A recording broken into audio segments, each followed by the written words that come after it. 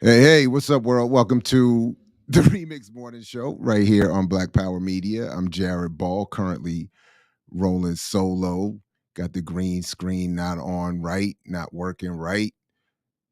Got this not on right. Nobody's here yet. I think Kim Brown is in the building, but I gotta get my lighting better. Anyway, so we just putting it together here, live and direct. I think it's a vacation type thing. I don't know where everybody's at. Everybody's busy, but but I'm doing it regardless. So greetings, everybody. And can I fix this while we on air? Get this fixed. Anyway, is that any better? Not really. Not at all. So on the one hand, I apologize, but on the other hand,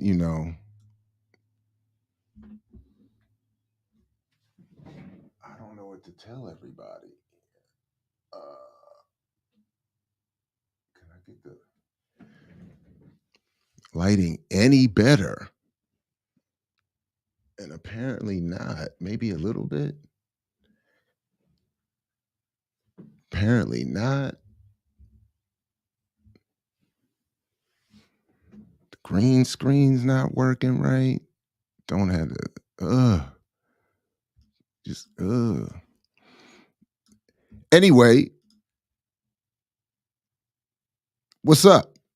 What's going on? Oh, wait a minute. Here we go. Burn it down with Kim Brown in the building. Can you hear me? Shit. I don't think you can hear me. Nope. Can't hear me. Uh-oh. Don't hear Are we me. on? We were on, but I don't think you I hear me. literally hear nothing. All right. So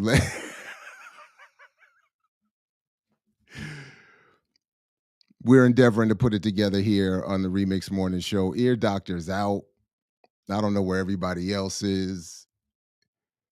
But so I don't know exactly. I know I'm being heard. I just don't know. I just don't think the lighting is working, and I don't think Kim was hearing me. So I don't know exactly what's going on. I got so many lights on, it's ridiculous. But I don't know. We'll endeavor to keep working with that. Yeah. Greetings, everybody. Yeah, me too. What's up? What's up? Hope all is doing well. We do have I think folks are just out this morning. And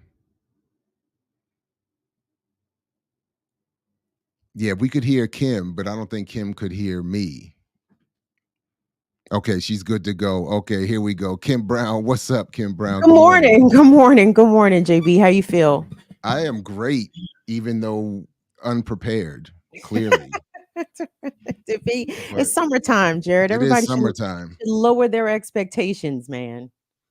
There you go. Lowered expectation. I don't know if you remember that from. I You don't. might be too young for that. That was an old SNL sketch from I don't know, one of their iterations where they had the whole lowered expectations. Anyway, um Is it just and us this morning? Is it just I me and think you? so. I don't know. I guess so. I you Mm, know, I'm looking for Jackie Lukman to be popping up here at any moment because she didn't say she wasn't coming. You know what I'm that saying? would be Normally. nice. That would be nice. I don't know, that's right. That's my I'm in my panic room.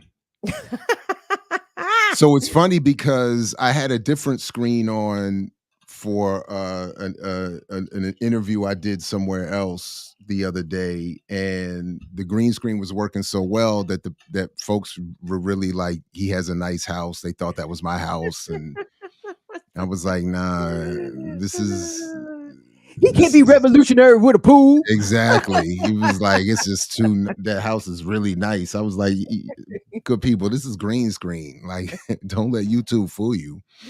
I mean, I'm not suffering like that, but you know what I mean? Like it's not like anyway, but anyway, so uh I'm also looking for Emma because there was something that Emma sent me an email and had some criticisms, and I wanted to see if Emma would be here this morning because if nothing else, I would raise a couple of questions for the chat because I don't have anything. I don't have any stories. I've been doing something else, working on another project. So, I was looking to I thought I would be here to button push for folks. Yeah, nah, Nah. nah, it's a nah. So we could, I don't know what you wanted to do. I thought we could. I was going to open up and see if folks wanted to join us from the chat. Yeah, go ahead. Oh no, that works. That absolutely works. I too came this morning ready to rely heavily on my comrades. I was Hmm. really, really, really praying for a Jacqueline Luqman appearance because I actually have questions about this Russia grain wheat deal that Russia has canceled with the Ukraine and what that's going to mean for the global food supply. And I know our foreign correspondent Jacqueline got the goods on that. But so Yes, yeah, I was hoping Jackie indeed. was gonna be here. I don't really have. I mean, there's always news. I mean, there's always shit to talk about. Metropolitan Police, DC Police just appointed their first Black woman to be to be the police chief Oh because that's the boy, solution, right? We just that's what we just needed. Black woman gonna save us all. Just put a Black woman right there. It should be fine. It should be totally fine. It don't matter if she been a cop for 45 years. No, no, no, no. She understands the needs of the community. We might as well try it, right? I think that's what we might as well. You know what I mean? Like let a Black woman do it. Well, but it also got me thinking because she's not the first woman to hold this position. The first That's woman to right. hold this position, I believe, was Kathy Lanier, who Was ties she the into. first? I think she was. Wow. Y'all can correct me if I'm not mistaken. But anyway, Kathy Lanier, the former police chief of Metropolitan Police, after she left the job, she went to become, I think, the head of NFL security. Like she got her a good ass job after she left being police chief. So Is helping to that where cover up. Hmm. She went to the That's NFL. perfect. That Yeah. is perfect. I thought you'd appreciate that. Oh man, yeah. I mean, it's like I policed all the Negroes in DC. I'm well suited to run the NFL. Perfectly. I got you. And also just the whole thing, the overlap of surveillance and the relationship between the NFL and sports and the military with all the Pentagon contracts, which by the way, folks should be reminded is why we do the national anthem now at these games. It was not always done. It was not always like it's propaganda. It's a check the NFL is getting. Mm. And then, but anyway, these relationships that they have, they're just quite comfy. The police, the military, come on in, work private security for us. I saw some once about the NFL's investigation team, all these Mhm. former FBI Yeah. agents, and it's just beautiful. It's beautiful, you know. Yeah. Yeah. So anyway, that's perfect. But yeah, why not try? Yeah, we could check in and See if I can pull find up it. some stories. I pulled up a little clip from CNN. It's far from Jackie quality, but it might say something about this wheat deal that we can look at. Again, I do want to put it out there, whether it's for Emma or anyone else. Emma sent me a very sort of I think for Emma a very nice email. I think this is as nice as she could be with me, and she raised an interesting criticism of the Well, socialist reconstruction book that I've been working mhm. through. But it's anyway, it's something I would want to raise with her and the audience here in terms of the lack of overlap between their analysis and what goes on around here with settler colonialism. And then my question being what sort of where I struggle even in watching Coco shows or other discussions, like where do we practically put our next step, our next foot Mm. forward? Mhm. So I struggle with the socialist reconstruction book too, but what I find interesting in it, she seems not to. So I thought we could raise that if she's willing and interested. And then I also thought we could just do what we used to do, on the radio, community comment. You know what I mean? You got something you want to say? We ran out of things, put the phone number out. Y'all You want to don't raise have your to turn, criticisms? you don't Yeah, have to there you turn go. the cameras on, and Correct. cameras do not need to be on. It's just as long Correct. as we can hear you clearly, that's the only requisite. And don't be on no bullshit. That's the other requisite. No, I hear you, Easy. Be careful, Jared. Emma may not be the person you think she is. Oh shit. I'm very clear that we don't really know each We other. don't So know. We don't know. I didn't put my address out. You know what I mean? I just put the little link in the chat if people want to join us. I'm not messing with Emma. I'm not. It's not like.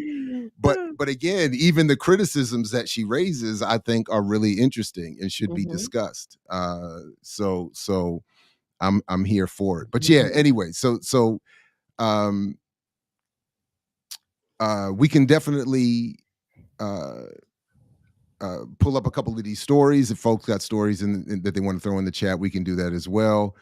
And JFK Jr. is back in the news. Did they find some more new info or something? RFK or JFK? JFK. I'm seeing this one is a JFK Jr. story.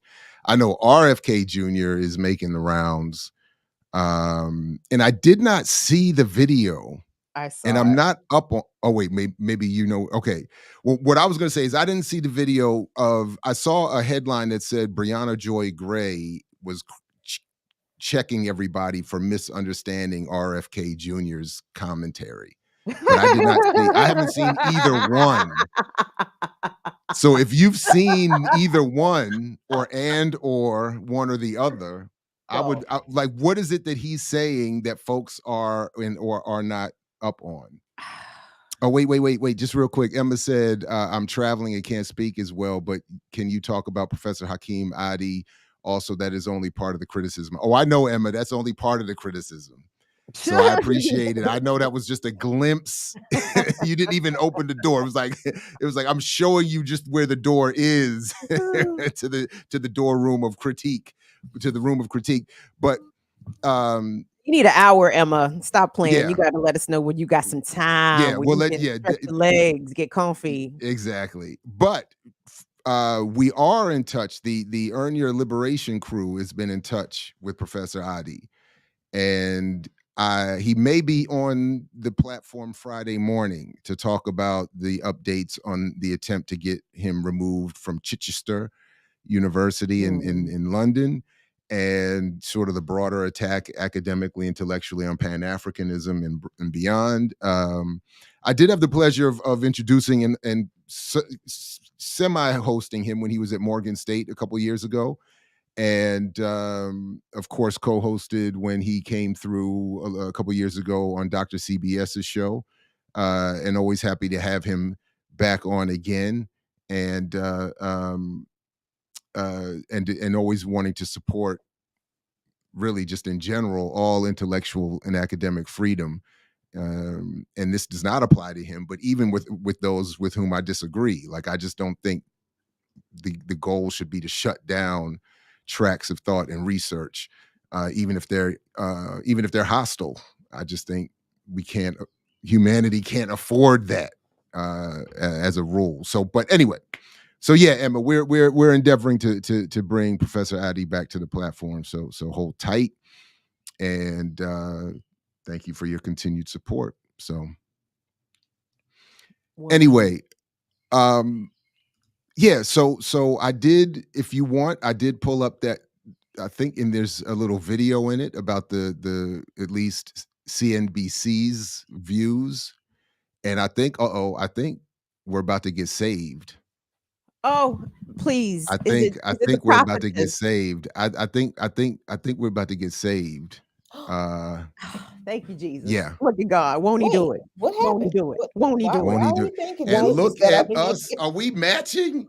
Jackie. We are Jackie. What? The Oh, yeah. hive mind. We're gonna make Kamal jealous. I was about to say, Gonna make y'all Kamal go jealous. together now. Don't y'all go together now? Mhm. Don't y'all go together? That's what happens, I broke up Kamal. with Kamal because he ain't around. So now right. Kalanji's my boyfriend. Hey, that's the Okay. story of my life. Oh, Kalanji, I got skipped. I was gonna say that's the story of my life. I just hang around till everybody else falls away, and then I'm the last man standing. But apparently, I got one more to wait through. All right, Oh, Jackie, dang. All right, go ahead. Well, we can you can be my boyfriend today. yeah. All right, well, thank you very much. And in the spirit of Kalanji, I unite with that, Jackie. Let them all be your boyfriends, girl. We can't have enough boyfriends out here. Come There on. we go. That is reminiscent of some elementary school. Where I had a couple girlfriends for a day. Yeah. Until the bus ride home, and then you got to go. Till I ain't like him no more. You look beautiful today, Jacqueline. I mean, Indeed. just glowy. Oh my God, thank you. I'm just here. Oh, ain't nothing special going on. I'm just here. Well, there were some stories, or a specific story that I wanted to get your expertise on, but shall we slap the map? Can we pretend that this You know is what? Let's regular slap the map. show? Let's do it. do that. Let's do it. I got you.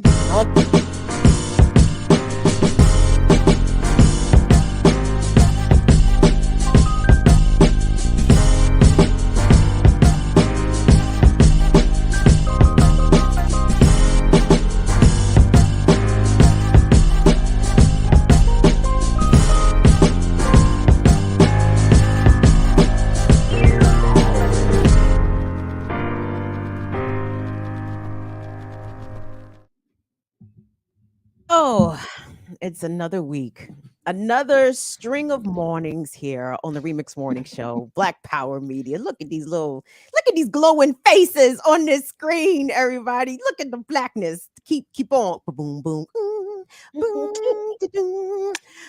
Keep on. Anyway, sorry. Sounds of Blackness. Optimistic. That's us this morning. It's Dr. Jared Ball, Jacqueline Luke Bond, Kim Brown. Remix Morning Show. Thank y'all for being here. I don't even know what day it is. It's July something. I don't know what's the date. Today is Tuesday, July the 18th. Come through Cancer season. Cancers, y'all keep doing y'all thing out here. It's gonna be Leo season next month. That's okay. Just get it in as long as you can. Because when it's Leo season, humility is out the window. We not being humble in Leo season. But regardless, we're having a good show for y'all today. Thank you all so much for joining us. Please like the video. Ear Doctor's not with us today, but I think he did leave us a couple of little nougats in his absence. So we will be checking in with the Ear Doctor in some way. Shout out to the Ear Doctor. I believe he said his son is going for college orientation on today. Give it up for the young bruv. Give it up. Right on. Nice. Right on. You know what? I got even a little. Yes. A little late applause. Just a little late applause. Shout out to the proud dad. And Shout out to the proud father. And overcoming that intellectual challenge provided by his father on a regular basis. That is a Herculean feat for the young brother. Mm-hmm. I mean, we want to, rather impressive. So I don't have the story pulled up, Jacqueline, but it is making the mainstream media rounds, and I know you probably have way better analysis than is given us on CNN. Jared, did you say that you had a CNN package queued up? CNBC, CNBC. to the extent that there is any difference, we do want to be clear because we all are about the accuracy here at the Remix Morning Show. But if we like, we can run this 1 minute clip and then have Jackie clean it up. Yeah, clean it up, Jackie. Wait, we have to wait on your news program. We have to wait because advertising does drive content in commercial media space. So we have to wait before we get the news for this special sheets. And this group actually used to advertise on a sports program I listened to. So I happen to know that they proudly tell you that multiple US presidents, former, past, and present, do sleep on these sheets. Ew. So either that should help you, that can help you make your decision. Yes, not to buy them. Right. The Kremlin has axed the UN brokered Black Sea grain deal. The agreement allowed Ukrainian grains to be shipped to global markets during wartime. Wheat prices have shot up 3.5% in response to the suspension. On Friday, Secretary of State Anthony Blinken discussed the repercussions of the deal's termination. Developing countries, including in the region, will pay the price, including quite literally with higher food prices as well as greater food scarcity. Ukraine's grain and oil seeds will now travel through costly land borders and Danube ports. The deal termination will increase food inflation and put countries at risk of food scarcity in greater jeopardy. So, in other words, Jackie, if I saw that correctly, Putin is creating a world food crisis single-handedly by himself. Yes. Yes, he woke up this morning or yesterday morning or whenever it was and said, you know what? Fuck them people who need this grain. No. This is all centered around Russia's, once again, legitimate concerns about how this conflict with Ukraine has made it difficult for them to export their products, mainly food. I mean, look, I'm not going to sit here and say that, Vladimir Putin is a nice guy.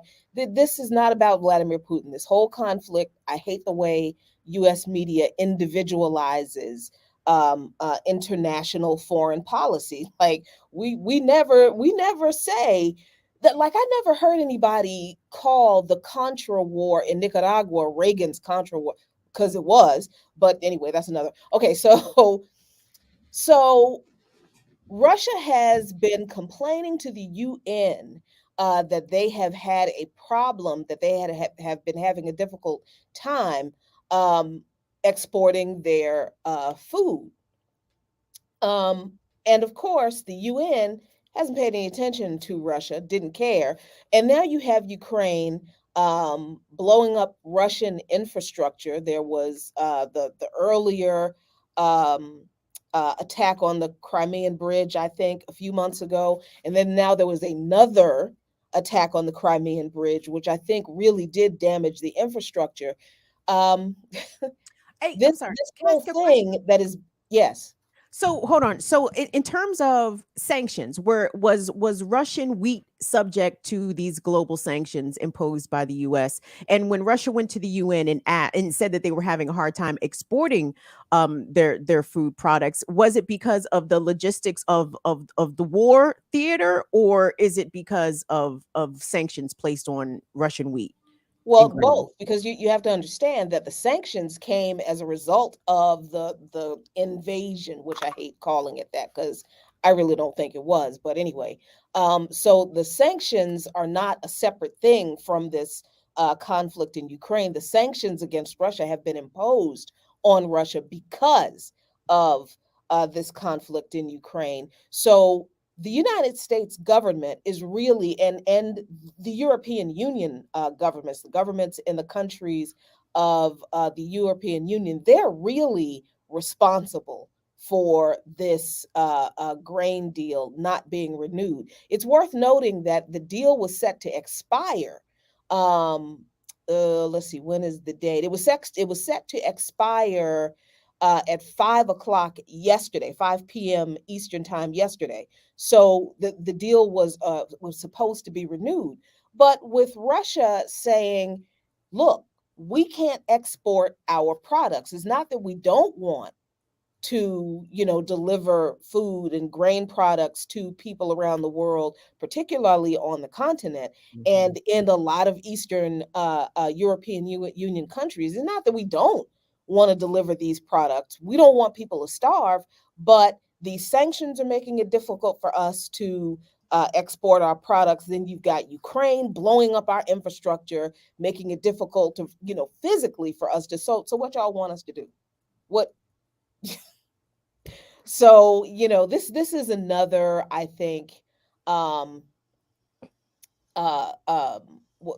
another aspect of U.S., EU, and NATO warfare against Russia. They can't beat them on the battlefield. This This is happening because the US, EU, and NATO cannot defeat Russia using Ukraine in the battlefield.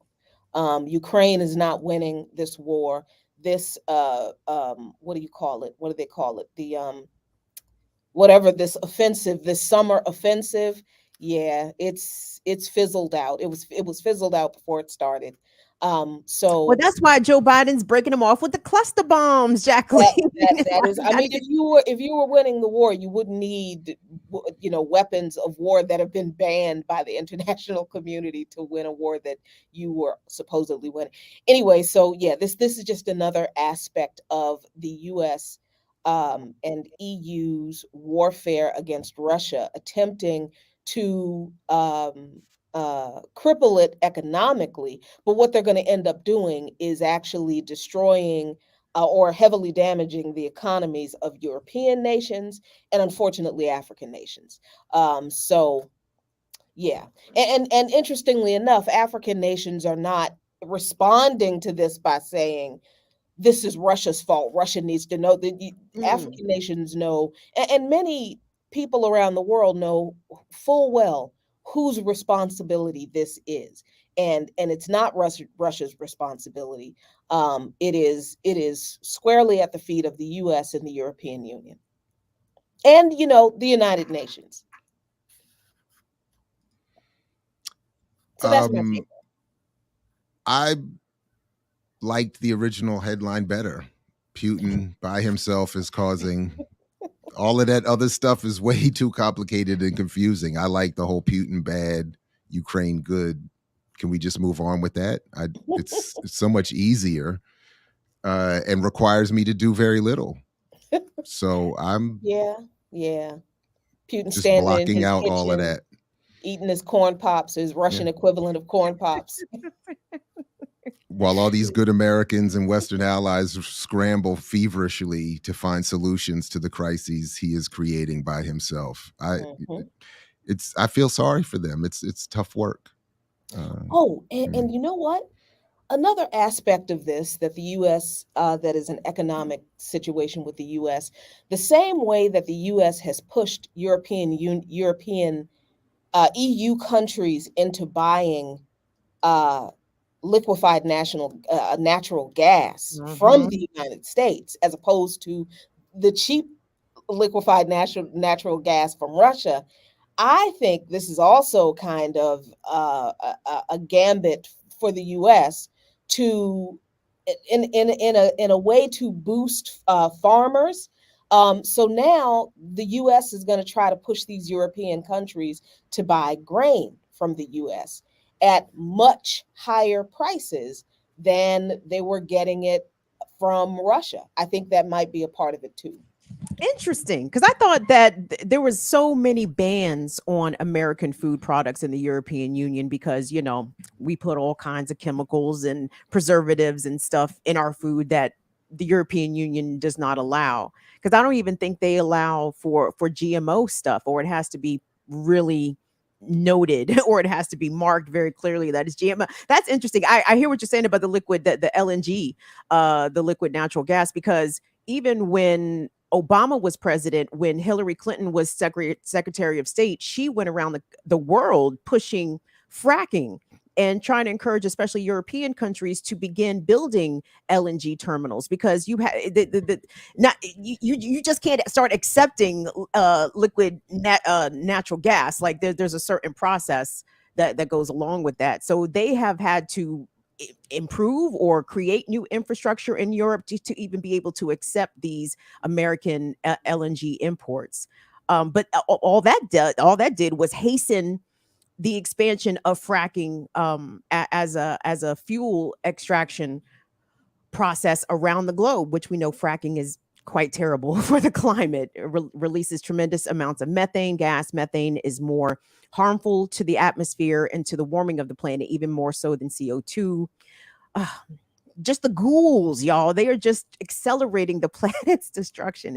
It's wild. It's wild. Yeah, I mean the U.S. has the European Union countries over a barrel because they're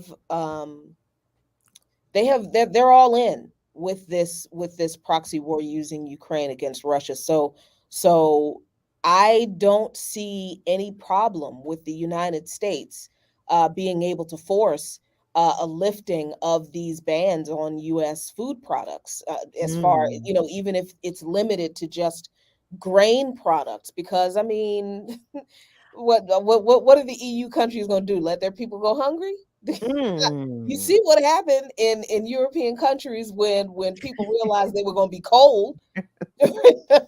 It was like, they're not going to let their people go hungry. They're going to be like, okay, fine. Some of these countries are probably going. Now, I could be wrong. I'm just speculating that, but I just think that's a very real possibility. I think that I really do see this proxy war in Ukraine as a way for the U.S. to economically colonize Europe, deindustrialize Europe. I don't.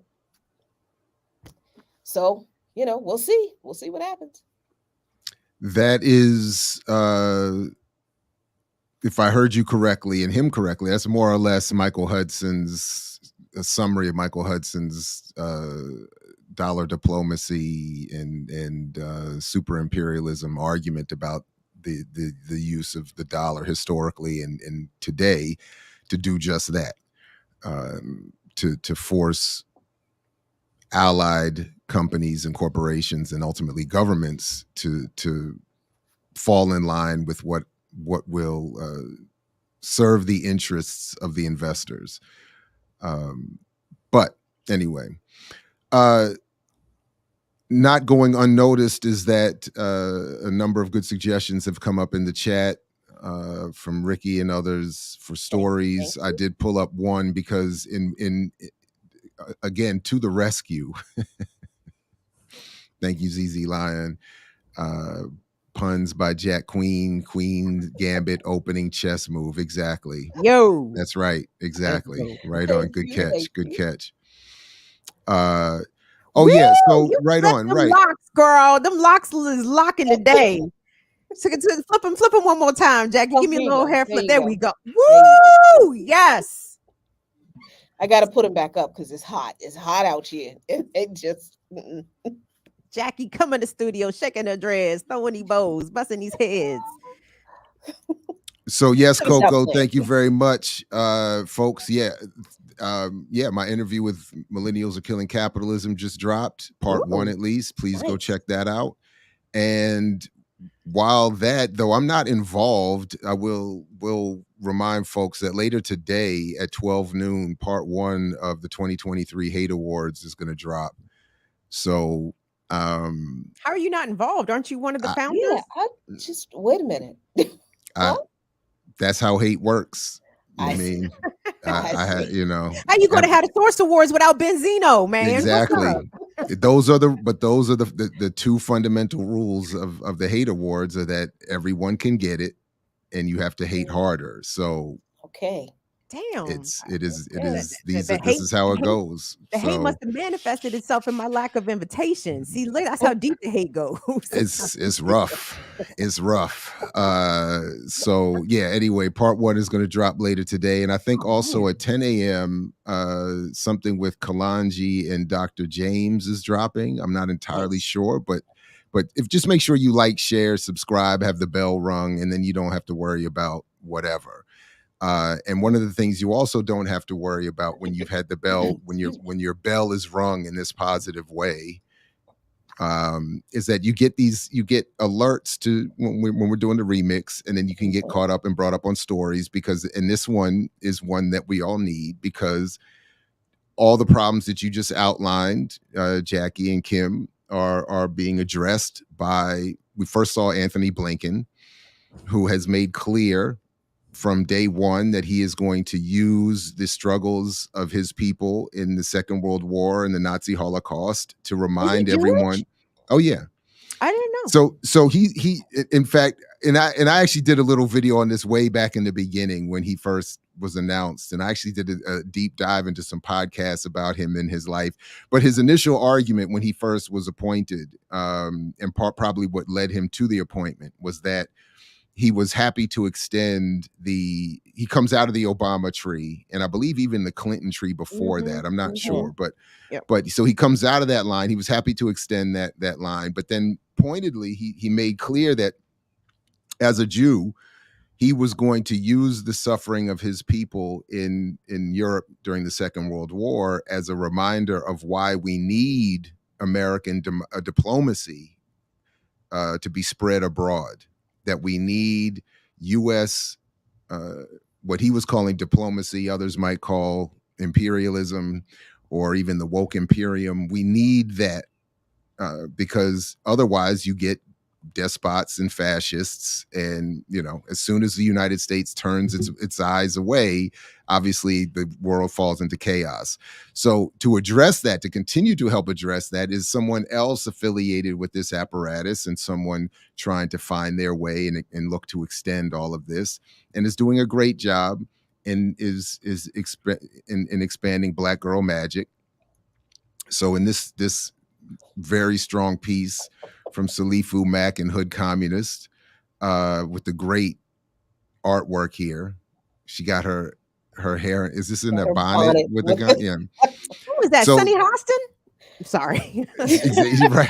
And then, so is Monique making a video about her? Because we know how Monique That's a likes to make videos about Black women in bonnets going out in Oh, public. man. That's so And sad. Good It's question. because that is what's dragging down, not portraying pedophiles and abusers in film for Mm. Academy Awards. That's Right. fine, but don't go outside in the bonnet. But anyway, More Than Meets the Silk Press. This is speaking of puns.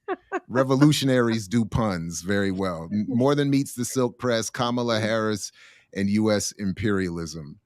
Earlier this month in Hood Communist by Salifu Mack. Just a couple of points here. And the short of it, of course, is that under the guise of Black womanhood, imperialism is getting a good cover, and people are Mhm. being encouraged to look at the hair and the, remember, like with Michelle Obama with the arms and the sorority ties, everything but the politics. So as he starts off here, Kamala Harris wants to be your auntie. The Biden administration's controversial vice president is often presented as either an incompetent sidekick or a lovable big sister figure who stays with her hair done. It's very important. It Very is. important. It is If really she important. If she didn't have her hair done, that would be a big issue. as Right. well. Do you know? And I do not remember where to give this credit, but I do need to give credit to somebody somewhere. But one of my favorite criticisms of the Cosby Show was that, to prove that it was targeting a white audience, was that the author made the point that we never saw all of the women in the household doing their hair. For all of the Black Ever. women that lived in the house, you Mhm. never saw. And you literally can't take two steps in this household, my own household. I mean, with the hair is a major issue and crisis on a daily, consistent basis. So the idea that you could have an entire 10-year series run and it never be addressed, because it's super important. But we do also in this household try to extend beyond that, as I think Salifu was pointing here, that after you get your hair done, after you get everything straight, we still need to have some political substance. We still need that. So in December, as Mac writes, a young Black TikToker uploaded a video explaining how her mom helped her to see that Harris's infamous bouts of maniacal laughter aren't actually a joke, but rather a serious act of combating the angry Black woman stereotype. Right, because that was part of the, if you think about it, the TikToker who goes by Jackie said, "I've never seen Kamala Harris upset or not smiling." She And is. now, and now I've when seen I her- Go ahead. I'm sorry. go ahead, no, go ahead. No. When she was where was she, Jackie? Was she in Nicaragua or was she in El Salvador? When she sat there Don't with a very come. straight face and said, "Do not come." I think She wasn't was in, smiling yeah, then. yeah, That she shit was wasn't in a joke. El Salvador, I think. That wasn't no Do joke. She not wasn't singing. come. Right. I'm sorry. I Don't didn't mean to come. interrupt. Mhm. Just Yeah. The video garnered, and now when I see the jokes, they're not funny, they're weird, the TikToker said. The video garnered almost 400,000 likes with over 3,800 comments, largely sharing the same sentiment. In June this year, Harris sat down with actress Keke Palmer in an interview for her podcast, Baby. This is Keke Palmer on Apple. Oh my God, how did I not know about this podcast? I got to go subscribe immediately. No, thank you. I love that Kamala's giving these hard-hitting interviews to Keke Palmer and Charlemagne the God. Like, I mean, God. yeah, just goes to show you the seriousness of her political intentions. But yep. It actually makes me want to fold up BPM. Like, what do we need? We're not necessary. If we have Keke handling the business journalistically and Charlemagne, we know how he handles it. Asking he's the hard voice questions. of the generation. Then what do we? Then we can all, Jackie. I don't even. I mean, by any means necessary. It's not necessary. What are we even doing? What are we even doing? It's not necessary. It's not. It's not by any means. It's not necessary. Not No, necessary. you know what? We can just Keke with Keke. Anyway, social media was ablaze with a viral moment from the interview where Palmer formally gets to ask Harris the most pressing question about her online today. How many times a month do you get a silk press? Oh my God. What was the answer though? Pressing question? Is that the See, but it is. And it is, Kim, and testimony to how bad the journalism here that Salifu, he doesn't tell us what the answer is. I don't think, I think he's like, you got to go actually get the damn podcast. He buried the lead. To listen to it. In this damn story about Pan-Africanism and internationalism, he gonna bury the lead about the. Shame on Salifu. That's why he can't be messing with these hood communists, man. Everybody wants to know what kind of drugs Kamala is on. That is the question, because clearly she's on something. She's on. I know how people when I see them, and every time I see Kamala, she is fucked up, she's grinning like a damn idiot. But no, Salifu doesn't want to talk about that either. The dope or the hair. He got us over here focused on policy. Come on. The destruction of international politics and the climate and the extension of intelligence agencies through. I mean, this is just, I mean, it's shameful, really, the story, you know. And so as he writes here, what Kamala Harris is up to actually is actually way more sinister. For few people know about the quietly destructive role she's playing in Latin America and the Caribbean. Ain't nobody worried about that. Hair presses. How many times, Salifu? That silk press. God damn it. These communists with their really Dickens political analysis. So anyway, just a couple of highlights from this. I mean, it is really kind of scandalous, and I admittedly read it very quickly, but I could see why actually people would prefer to hear how many times she gets her hair pressed, because what she is actually supporting is kind of horrific, whether it's the extension of the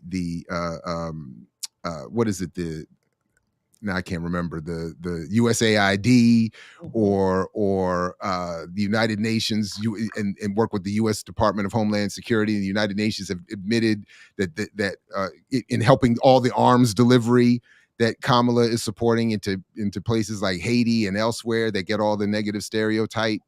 I do like this meme: the person confiscating the guns, the person sending the guns, you know, NYPD, you know, anyway. As Salifu says here, the plan in terms of regime change in Haiti and elsewhere goes on to allocate more than $65 million to the U.S. Agency for International Development, known as USAID, CIA, excuse me, in food and agricultural assistance. But most people familiar with USAID should know that USAID doesn't actually feed people. It feeds institutions like the National Endowment for Democracy. The National Endowment for Democracy is best known for its regime change efforts around the world, from Korea to China to Cuba to Ukraine, Bolivia, Nicaragua, Venezuela. We could go back to Zimbabwe, et cetera, and so forth. It just goes on and on and on.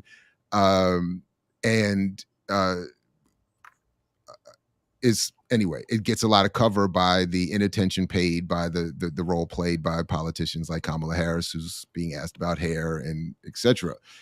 In 2011, WikiLeaks discovered that the U.S. Embassy in Haiti worked closely with factory owners contracted by Levi's, Hanes, and Fruit of the Loom to aggressively block a paltry minimum wage increase. Haitian workers regularly take to the streets in demand of better working conditions, streets which in the future will become less safe to strike in, thanks to the enhanced militarization of Haitian police and foreign military presence attached to Kamala's plan. Salifu talks about militarization through Southcom and the Project Trade Winds.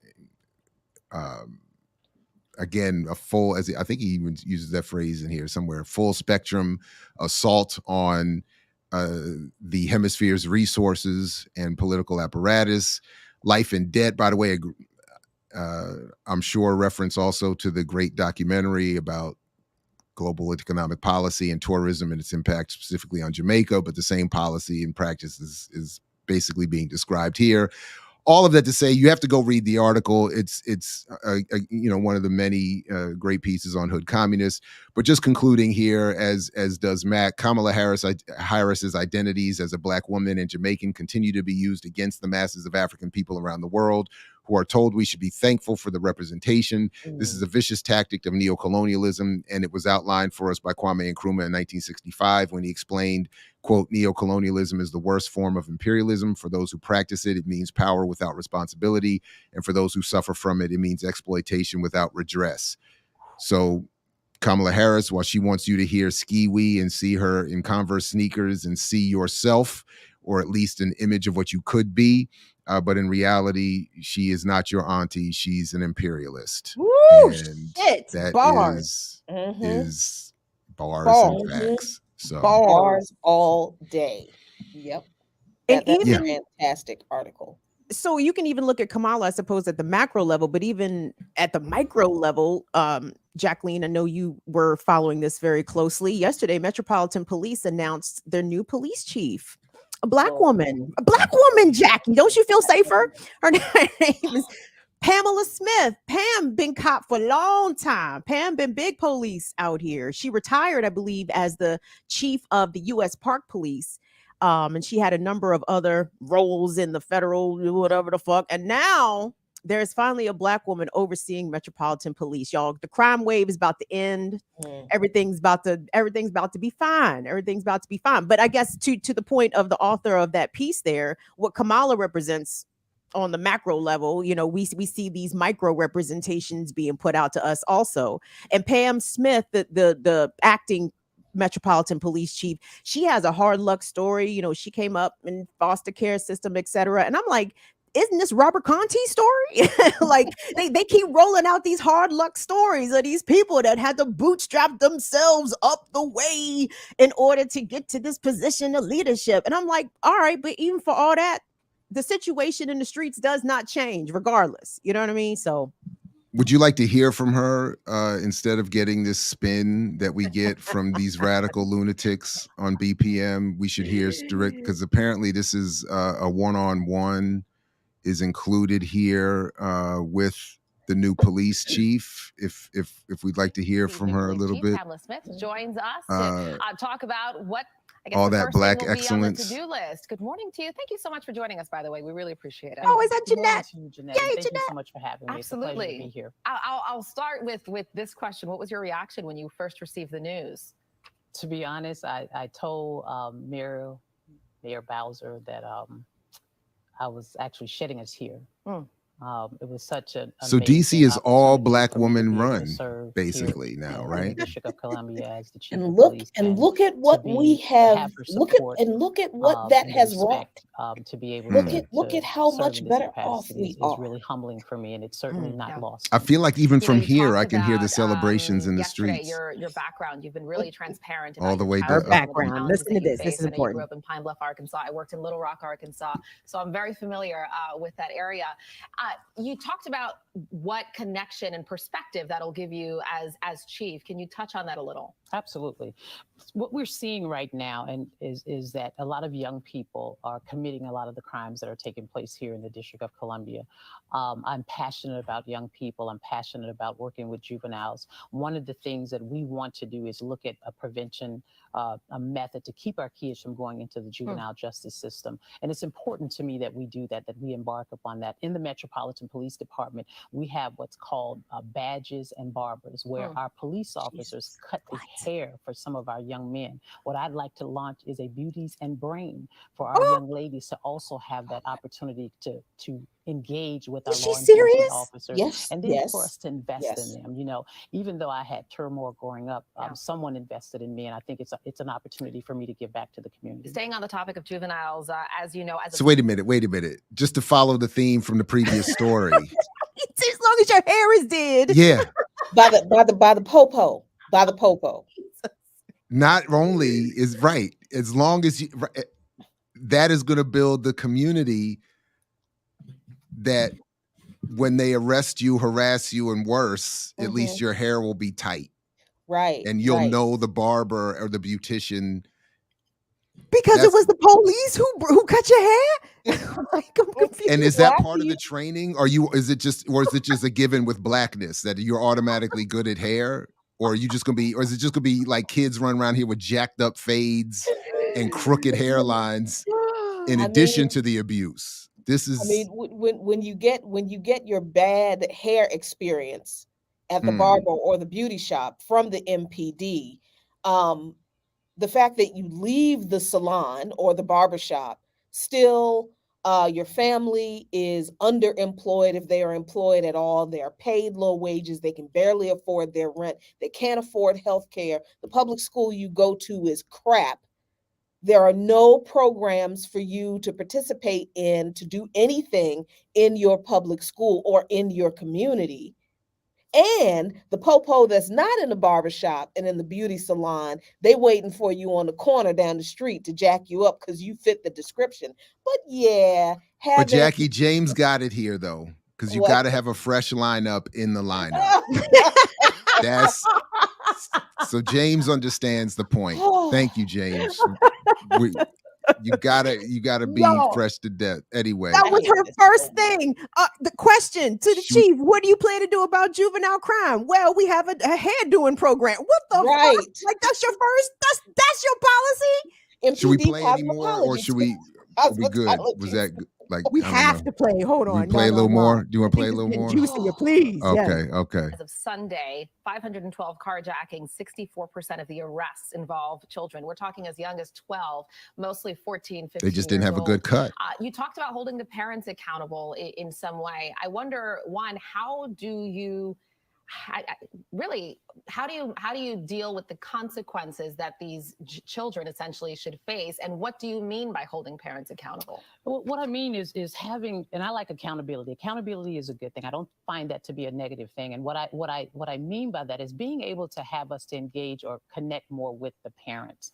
When you talk about having juveniles at 2, 3 o'clock in the morning out on the street, my concern is like, where are the parents, right? Where I grew up, when the street lights came on, you were home, and everyone knew where their children were. We're in a different time now, and I want to be able to connect more as the chief of police, and utilizing the all government approach in order to address the issues that we're having with our young people. Do you think juveniles should face different consequences? I think that we should look at preventive methods for keeping our children from Such going into the juvenile justice system. I think haircuts. DC government offers many programs for our young people. I myself was a beneficiary of the Summer Youth Employment Program. Mayor Barry. That's offered here for our young people. We have DC Hype, our recreation centers, and we just really need to engage as an all-government approach to really work with our young people. As you know, the numbers have been troubling when it comes to violent crime in the district. Homicides are up 18%. They're looking to exceed 200 for the third consecutive year. What will you do differently? Because we've seen a lot of ideas and proposals from city leaders and police chiefs. What will you do differently that has not yet been done? What have you find to have been missing? Well, I think I will start by saying that I believe we have true crime fighters within the district, within the Metropolitan Police Department, and I'm going to leverage their professionalism and their strategies and their initiatives. The other thing that we're going to continue to build upon are our relationships with our local, federal, and state partners, DEA, ATF, U.S. Park Police, U.S. Capitol Police, U.S. Secret Service, to really more organization among the police. Leveraging the relationship with the federal law enforcement officers. officers. crimes You that are heard that. taking place here. The federal law The enforcement district, agencies, as with right? many police Aside really around from the her country, is pushing the respectability bullshit, this idea that, oh, when I grew up, when the street lights came on, you were in the house and everybody knew where their kids were. Really? Was there a time in this country where there were not ever children or teenagers out late at night after the streets? Like, stop that. Stop that Mhm. ridiculous, not even Mayberry bullshit lie about the previous generation of Black folks who raised their kids. That is conservative, reactionary. What's that dude's name? Thomas Sowell. That is that kind of bullshit that I Mhm. can't stand, that comes from the mouths of Black politicians like this woman. Yes, she is the chief of police, but she a politician. Mhm. She And is here the she chief is. You can see her. politician This is on where she's TV. talking about how coming from a different background is helpful to policing. Um, I- you know, yeah. That no. But you could see she's reading from a script. I mean, it's the same story we've always ever heard. Every time someone takes this position, we're going to build relationships with the community, we're going to take accountability, we're going to get parents to be responsible, we're going to talk about summer youth programs and employment, we're going to get the kids off the street late at night. That's why I forgot where we were where were we? I think in one of the Pan-African Community Action or DC Black Lives Matter programs the other day where people were talking about midnight basketball again. They're going to have, and it's like I've been hearing literally my entire life, ever since I was old enough to turn on a TV. And especially even growing up out here, we would get DC and Baltimore local television. So I would hear all about this, even if, from a distance, all my life. There's always this midnight basketball program. There's always a summer youth program. There's always a new cop coming in and saying, parents, get your kids off the street. And yet, to your point, Jackie, when they go home, even if they go home when the lights come on, there's no food, there's Right. no lights, there's no Right. school, there's no health care, there's There no may whatever. be no home.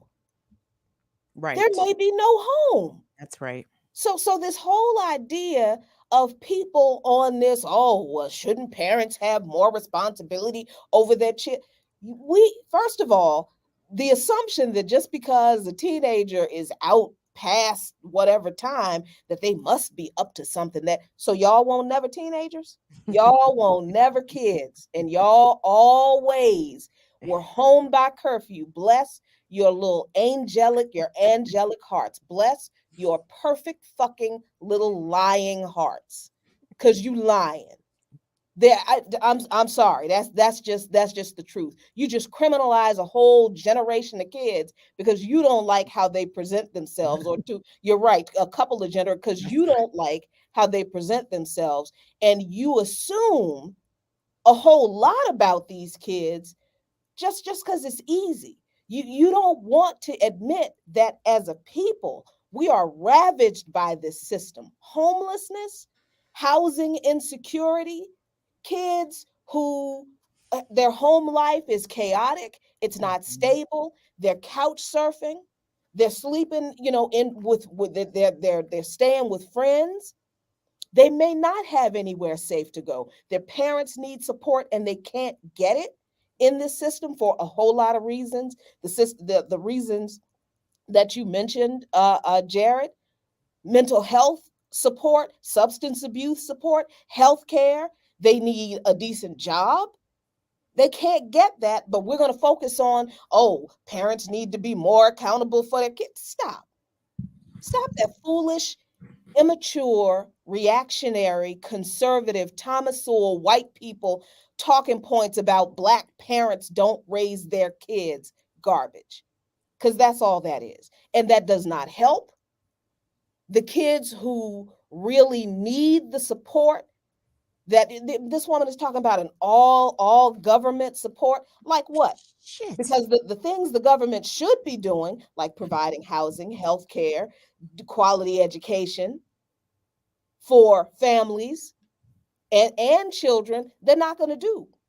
But the all government support is exactly what she said, to coordinate with the MPD's federal law enforcement partners. More policing. And our That's response is, yeah, and our response is sitting here talking about, well, shouldn't the parents have more responsibility? no, our response is Sister Girl going to make everything better and get us our hair done and get us our lineups and line up for the lineup. James hit it. That was bars right there. That was the lineup for the lineup. So you could just get your hair cut and walk right outside and get, put in the police van. But yeah, that's so actually these stories worked out perfectly for us this morning because we got the macro with Kamala and the micro with Pamela. Pam. Pam, Sister Buckshot Pam. Pam. B2B Pam. So And let me just say, the reason people like Kamala Harris and this new police chief go on the platforms that they do, the reason Kamala Harris goes on Keke Palmer, and the reason the police chief goes on what news? That was Fox 5. That was Good Day Fox DC. 5. Very popular, news program in DC. But the reason these politicians go on the platforms they do is because they're not actually talking about real solutions to the problems our people face. They go on these platforms to reinforce a neoliberal, capitalist, imperialist, very conservative message to the Black viewers of those platforms. So we don't ask these questions that we just raised about, well, gee, it's nice, I guess, to have MPD cops doing silk presses for the girls now, but what about housing, affordable housing? What about affordable health care? What about, stable what about the other things that families need for stability that the government isn't giving us already, and MPD sure ain't gonna give us by having some female cops do some hair? That's what all the greatest crime waves begin with a need for hair care products. That is how everything begins. They wake up in the morning and say, God damn it, my hair, I gotta go get the gun. Get the gun. Even like let's even play it back. Let's even pull back a little bit, Jackie, because even if it was an interview based off some surface level stuff, okay, here's a question you could ask about policing. MPD has already spent this year close to $50 million on overtime. Are those resources being well spent? You're inheriting a police department where 2 officers last year were actually convicted for the first time ever in the department's history of murder. You have another officer who is facing murder charges for killing someone in the community. Is there an over policing problem? Are the police being, even like if you want to be Fox 5 DC journalist and ask, little softball questions, to me, those are softball questions. You feel me? Like, those questions can be asked and you won't ruffle the feathers of you don't want to piss off the police chief. She won't give you another interview. I don't give a fuck. You better ask her some fucking questions out here, even if it's on some somewhat surface level superficial shit. But yeah, it's no, you're absolutely right. I mean, I have never seen anybody on Fox News ask any police chief or any representative of the MPD, what y'all doing with that $500 million y'all get every year? I mean, if crime is as astronomical as you claim it is, well, then what y'all doing with that $500 million? The Metropolitan Police Department gets $500 million for their budget every year. But these are the same people who turn around and talk about, oh, we've got a violent crime problem. Well, gee, I don't know. Maybe if the mayor would take some of that money from the MPD, who's not solving crime, they're not stopping crime, they're not keeping anybody safe. Obviously, there's all this extra overtime. What overtime doing what? Right. y'all ain't keeping nobody car from being jacked. No, they're going to their barber school and beauticians training. That's right. That's what the overtime is for. After they finish their shift, they have to go to cosmetology school so they can learn how to do that fade and learn how to get that silk press right for this fantastic program, this new police chief. and not to say that defund the police is even a legitimate or it's not going to happen, but I've never heard a Fox 5 journalist or an NBC 4 journalist or a Channel 7 journalist or Channel 9. They've never asked anybody from the MPD, what exactly are y'all doing with $500 million a year? And an annual reporting of crime rates going up, youth rates going up, and so that they can come back again and say we need more funding for the police. It's beautiful. But they got so much money they can't even spend it, Jared. You know what I'm saying? They can't even spend it. They can't even spend the money. They can't retain, they can't hire. All this, hand wringing about, the attrition rate on the police department. Every time the cops get on TV, start crying about ain't enough police, I start cheering. I'm like, thank you, Jesus. Look at God. Responding to the problem. Can't even get no new cops. That's what y'all deserve. And God DC is good. has the all the time. And DC has the highest number of cops per citizen in the US. But the police chief, but the new Black woman police chief, the new first Black woman police chief of MPD, her answer is female cops doing her for the kids who, by the way, with two Black women on screen, we didn't do our job. Neither of you commented on the quality of her hair. Like, she showed up and not one person said anything about her hair or her makeup. So we're not doing our job. But speaking of someone who is doing his job even when he's not here, is the ear doctor who left us with a little something. Don't know what it is, and all disclaimers and all of that. Scroll that at the bottom. What is it? What they say? The news and views you hear about to hear are not necessarily reflected. I don't know what it is, but we're gonna go check it. I support it. Whatever it is. Kim endorses it. So here we go. Back in a minute here on the Remix Morning Show.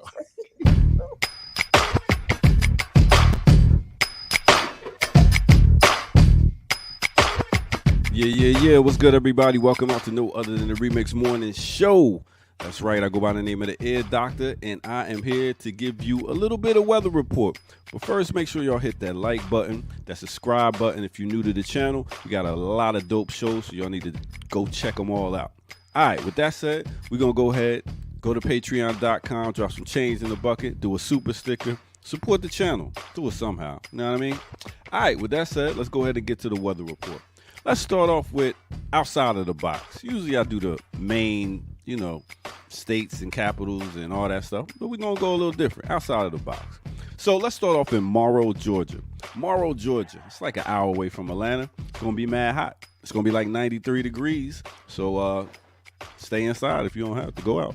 All right, next let's take it up to Utica, New York, where our homegirl Lucretia is at. You know what I mean? She ain't even able to make it today because they got flooding and all stuff going on, so she had to go handle that. But they got a high of 80, rain, all that stuff going on up there. And they say it's going on through the week. All right, next, let's take it to Grand Rapids, Michigan. They got a high today of 77 degrees. And next, let's go down south. Let's take it to Austin, Texas. Austin, Texas is hot. That's where my pappy from. High of 104. Man, it's John Blaze over there. Next, let's take it all to the West Coast, to Sacramento, California. They got a high of 92 degrees, which is pretty hot for Cali right now. All right, next, let's take it to U.S. Virgin Islands. Funny thing about U.S. Virgin Islands, in case you didn't know, you don't need a passport to go there because it's the U.S. All right, they got a high today of 88 degrees. Big up to my people over in St. Thomas. Y'all know who y'all are. All right, next, let's take it to Dakar, Sudan. They got a high today of 100. Now that's hot. That ain't even sexy. But I'll tell you what is sexy. Sexy Red. So here's a story about Sexy Red. She's a rapper that just came out. She has a song out called Pound Town. Now this song is about sex, having sex. And pretty much she got hired by a principal to come to a school and perform as she gave away bundles and help people get their outfits together for prom, which is cool, I guess. But at the same time, she has a song called Pound Town. I mean, it's pretty pretty much out there. Coochie pink, booty hole brown. That's what you hear in these lyrics. But at the same time, I wonder what back in the day would the principal allowed Salt and Pepper to come do Push It? Would they allow Sir Mix-a-Lot to come do I Like Big Butts? Or would they even allow Uncle Luke to come do any 2 Live Crew stuff? I don't know. But right now, it's not a good look. I would really say, yo, for songs like this, let's keep them for the adults. Even though the high school kids listen to it, to put them in front of a bunch of students and sing this song and then not expect them to go to Pound Town, good luck on that one. With that said, that is our weather for the day. Now let's get back to the Remix Morning Crew. You know how we do. All right?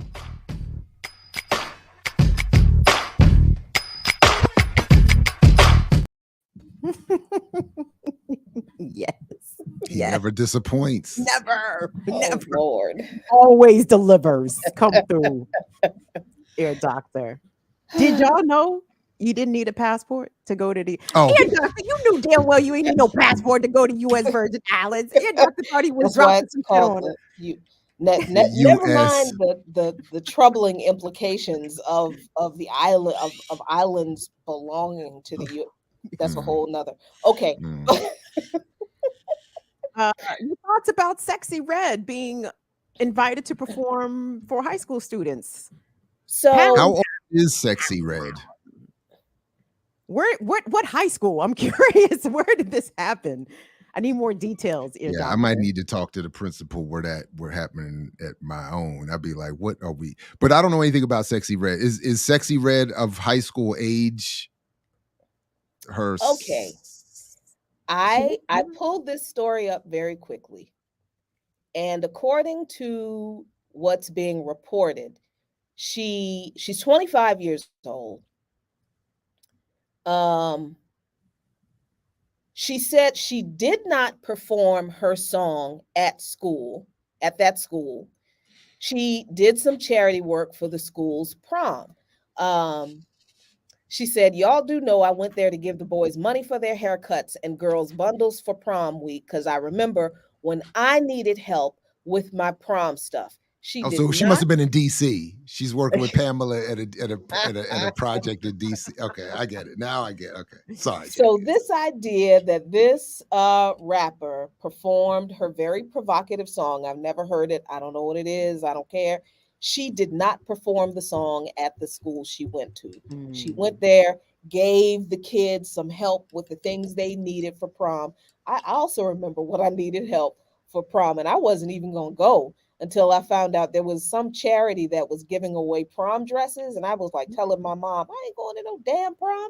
And aside from her, like refraining from smacking me in the mouth for cussing, she was like, look, I didn't go to my prom, so you need to go to yours. I'm like, okay. So I mean, she went to this school, completely aside. Sorry about that. She went to this school, did not perform her song. She made an appearance. Laced the kids with some, fades, shoes, clothes, bundles, whatever they needed for prom. And that's all she did. So, the respectability police strikes again. And to be clear, what the kids is doing for prom these days ain't what we was doing for prom. Like, it is a production, okay? Like, it is over the top. Jared, do you have any insight on the prom situation in the 2020s? No, a little bit actually, yeah. So there was a little bit of a scandal in my oldest's grade because there was real first world problems, by the way, because the official after prom party hosted by the school was not seen as upscale enough for a clique of folks. And apparently there's a very popular young woman or soon to be young woman, older girl, wherever we are, whose parents had some money and offered up some fly ass post alternative party at some whatever, to your point about the production. And my wife and I stepped in and said, absolutely not. Like like you're lucky enough that we're allowing you to go to prom at all, to any after party at all. And you're not going to one that's not sanctioned by the school and chaperoned, et cetera, and so forth. You're not going to, by the way, this other fly spot apparently, and the reason we found out is because my daughter ended up having to ask because she needed another $20 or some for the entry fee or whatever. Like they were charging tickets. And I immediately regressed back to my childhood and remember, well, it used to be $5 a cup. And the reason you got the cup was because you was supposed to get fucked up. Right. And I was immediately like, what the $20 for? Why did it? But the real point was we didn't want this unsanctioned, separate, because you got money party. Drunk so fest. You got drunk Call fest. it what it is. I mean, listen. I went to prom where you live. Drunk fest, dog. Like it is a underage drinking bonanza. Okay, everywhere. The reason I Every know that hotel Supreme Court in Judge Columbia. Kavanaugh is guilty is because I was at the same beach week with the same people, probably at the same time he was. I know all that these folks do. So you were talking about what goes on in the hood where kids get left out at, if you want to fill your quota, go to in any park or field out here on most weekend nights, or head out to Ocean City and lock up all goddamn kids. You know, like drag all the paddy wagons be full if you want to really do something to make the kids safe. Anyway, how many black and brownouts did I have just at Beach Week alone? It was a brain cell killer, totally unsafe for everybody. Not a brownout. You had a brownout. I've had all kinds of stuff. I've had all kinds. Like I had. Jesus. Where you have like, well, the brownout is supposed to be where you only lose part of the memory. Like the blackout, you completely don't remember anything. The brownout is when you're supposed to, like, you have pockets of memory. It's supposed to, because everything is slightly better than black. So that's obviously what there's the whole point. But yeah, I mean, Beach Week was.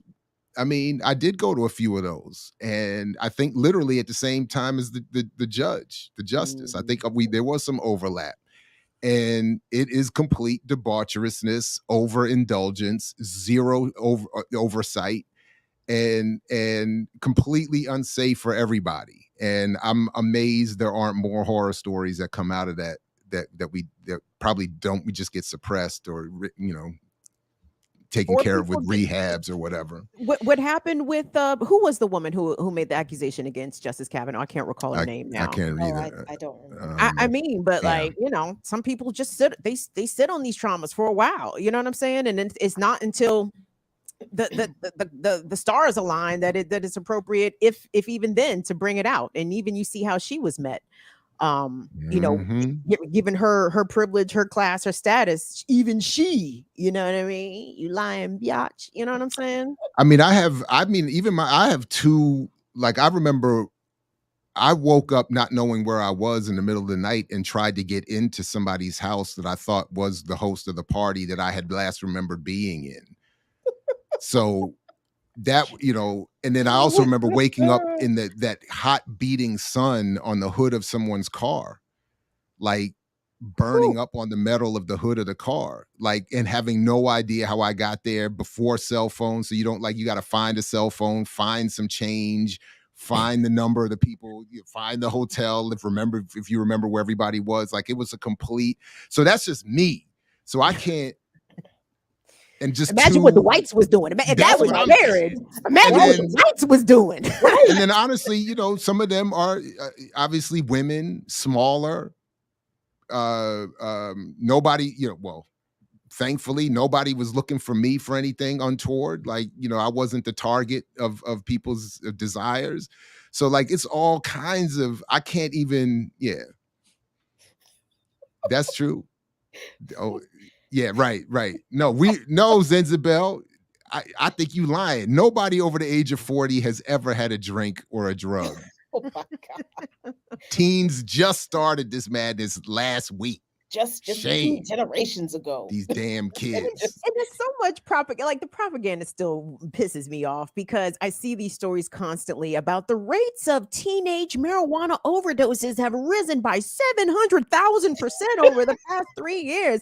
I said, what are those alcohol poisonings looking like? Like, can we get this? What's the numbers on that? You want to tell me about all this bad shit weed is doing? Can we talk about alcohol and what the alcohol is doing to the children? But nobody wants to have that conversation in the mainstream. That is, of course. It's too much money. It's too much money. Them. Yeah. Anyway, so yeah, it's somebody said I'm surprised Jab got a PhD. Dude was ratchet. I'm a late bloomer. I'm a late bloomer. And it took 4 years in the military. It took another 1.5 years of work to get me sort of focused on. Yeah, I was struggling out there for a minute. I was not. It took me a while to get situated. You were not a Boy Scout. You were not a Boy Scout out here, Jared. No. So anyway, well, So Yeah, what? I The mean, baby and can't this go to the is- prom party? I'm sorry. Go ahead, I'm Jack. sorry. No, I mean, and this isn't like a glorification of teens gone wild. That's not. That's no. This is just like it's we can't have extremes in the conversation about what is or should be normal for our Mhm. kids. And even if we don't have children like me, I see our kids as our kids. I'm an Mhm. adult, I'm an elder. I'm concerned about the world we're leaving to our kids. And we can't have these extremes in how we view our kids. Either, they're all a bunch of drugged out, drunk, uh, you know, almost working the pole in the street corner criminals, or we want them, all locked down in the house, reading scriptures. And that's just I don't understand how we forget that we were teenagers once too.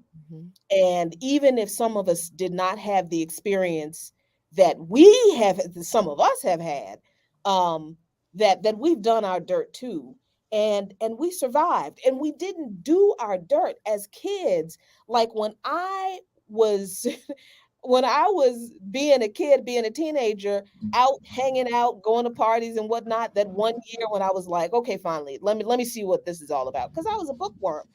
I wasn't out there because my mother was irresponsible and she didn't care about me. Right? That is such an awful, evil, I think it's a very evil judgment on Black parents to assume that all these Black parents are just bad because their kids are out, past whatever time. We don't know what's going on in these kids' home lives. We don't know what's going on with their parents.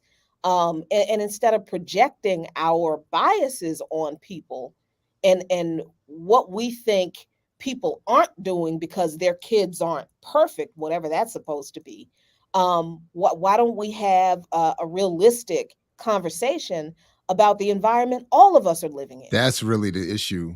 I mean, even especially looking back now, it's very easy to see that everything I was wrapped up in, and as was everybody else, is a response to the environment we were growing up in, all of the other issues we were dealing with internally, socially, whatever.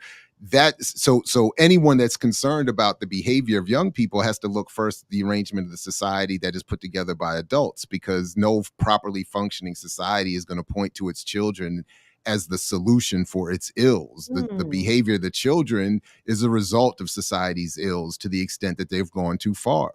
And that was clear. So if that has to be the focus, for anybody that's actually serious about what's going on with these kids, and the fact that youth continue to head in certain directions or are encouraged in other directions over time is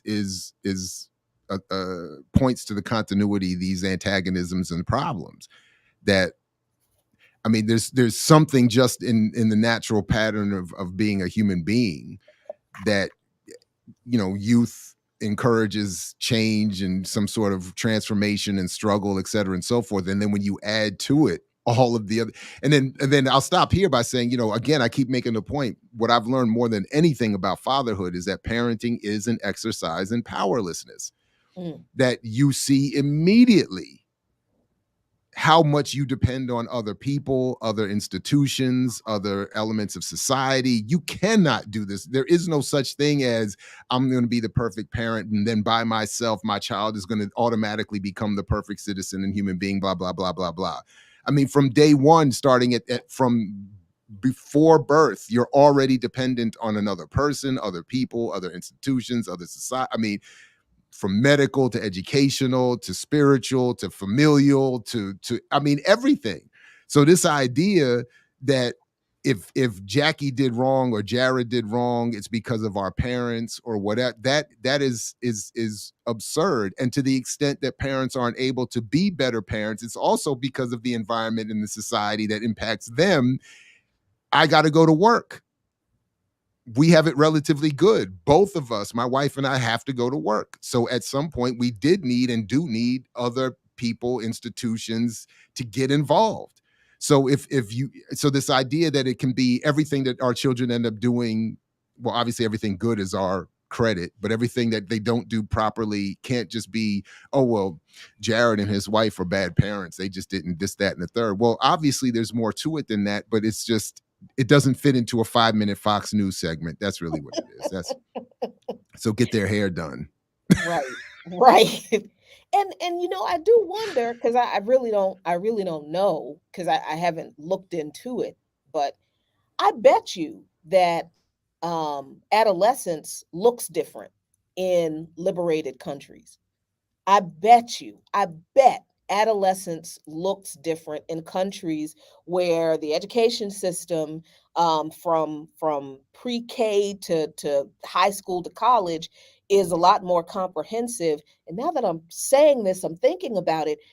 Imagine sending our kids to an education system that focuses not on getting them to remember certain dates and certain people, but focuses on developing their whole person, finding out the things that they enjoy, the things that they are naturally good at, the things that they light up when they do certain activities, so that those desires and skills and talents can be developed, and they know that they are a part of a community. They are not individuals on an island unto themselves, that they contribute to the larger society and the advancement of the country. They belong to a people.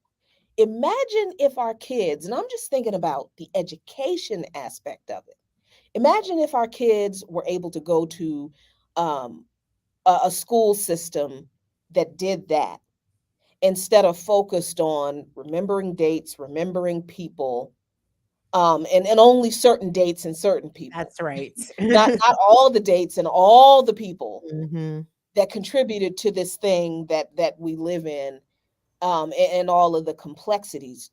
Would adolescence and this search for belonging and acceptance and for meaning, because I think that's what a lot of the rebelliousness is, would it look different? I'm asking. But Jackie, that's pointing to a collective focus. And one of the things that I've just heard about that I'm going to pull up here, so I'm happy to be checked on these statistics, that threatens some of the stats up here in terms of the self-help or personal development market. There we go. Yeah.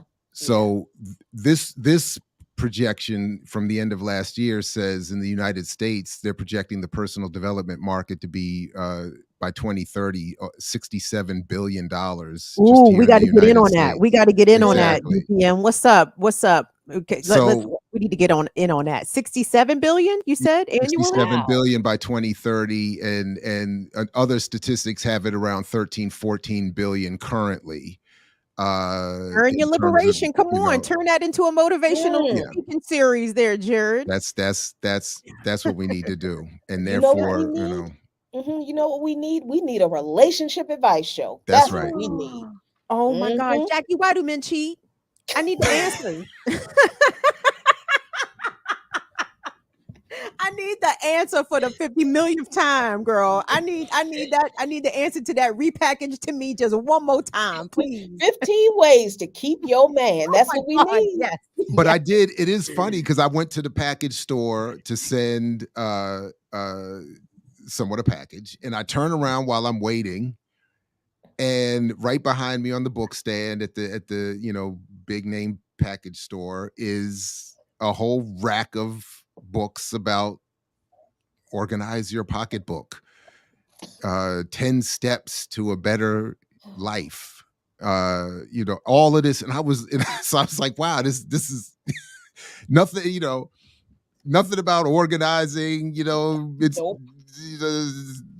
this is how the economy works. The political no, the economy works by put your pennies in a jar every day with your cup of coffee, and you'll be better. Now buy my book, $19.99. We need the female equivalent of Kevin Samuels now that he is. Well, the white girl, Just Pearly Things, is the white. Isn't she the white girl version of that? Who? Just Pearly Things. I've been hearing. Who You don't know who that is? Oh, now you gotta good for find you, something, Jackie. Jared. Now you gotta dig it all up. right, Now you gotta put us on. Now you gotta put us You've on. never heard? Wait a minute. Am I really the only one? Oh man, this is embarrassing. First of all, I hate. No, this is embarrassing. This is You should no. be This is embarrassed. worse. Like, I am embarrassed. This is worse. This is worse than. This is the worst of everything. Is really what it is. This is. I don't even know, and I only know of her initially through. Initially, people like R.M. Brown, my favorite white man, and the people who make fun of the right wing world. But she's apparently incredibly popular. I'm trying to find but I don't know. That's how you describe. I'm envisioning a thick white gal trying to tell everybody how to keep your black king. Is it something like that? It's not even that. She's telling all women to basically give up all right. This is her here. Like this is her. How did you find this? Because that's what I'm saying. Because she's in the so R.M. Brown, and then people like Sam Cedar and people and there's a couple others in that universe who are critical of the Fresh and Fit. You know who else does it? ABBA and Preach, another very popular platform. These two brothers in Canada. Anyway, they talk about the younger right-wing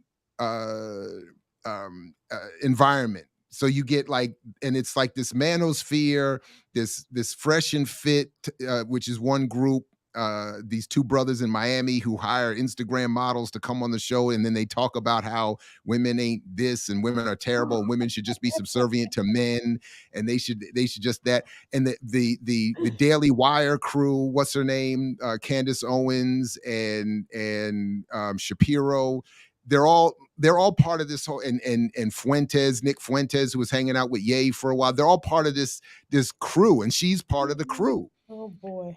So she appears. So I've seen her I've never watched more than a few minutes of her in some sort of clip and some sort of commentary, usually in a joke. But this is her, and she just says things like women should not be able to get divorced. Women should be happy to be subservient. Women should be. I mean, it's just. It's a little bit, Toby. I'm a little bit caught up. I'm a little bit caught up in addiction to the YouTube and these so much stuff out there. But it's and really part of what somewhat fascinates me in terms of what does appear in my classroom, because some of these folks are known even to my students, is that. And actually, it's them who put me on initially to the Fresh and Fit, and they are the younger black version of Keith Samuels. They're like the Kevin Samuels. Kevin Samuels. They're the younger version of that, and they're like, and they get into it with DJ Academics and with like there's these overlaps with some of the hip hop comments, like all this, like and all of it is based on men are great. The reason the world is collapsing is because we've gone soft. We've given women too much. Bitches We don't give know their kids- place. Bitches don't know their place. Kids get all the trophies.